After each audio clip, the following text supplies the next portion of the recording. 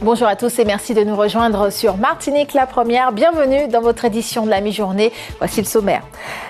La COP, c'est aussi chez nous. La Martinique s'occupe donc de son avenir écologique.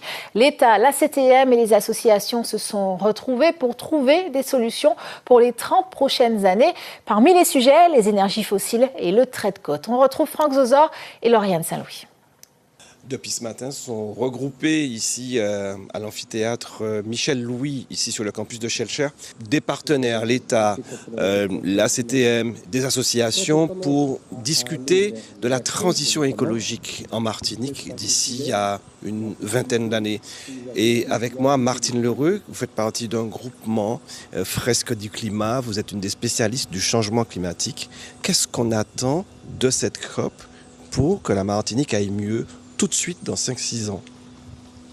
On attend des prises de conscience fortes et des positions fortes de la part de l'ensemble des acteurs.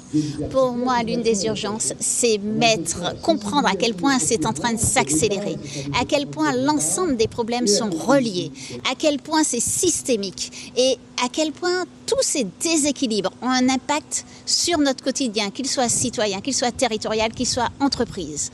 Absolument tout est en train de bouger et on ne peut plus penser l'organisation de quelque chose comme on la pensait il y a quelques années. Pour vous, l'une des urgences, c'est gérer l'eau ici en Martinique? Souvent, quand la pluie va tomber, elle va tomber beaucoup plus fort et ça va se succéder avec des périodes de sécheresse plus intenses. Quand la pluie tombe beaucoup plus fort, l'eau ruisselle beaucoup plus vite à la mer et donc il reste moins d'eau disponible.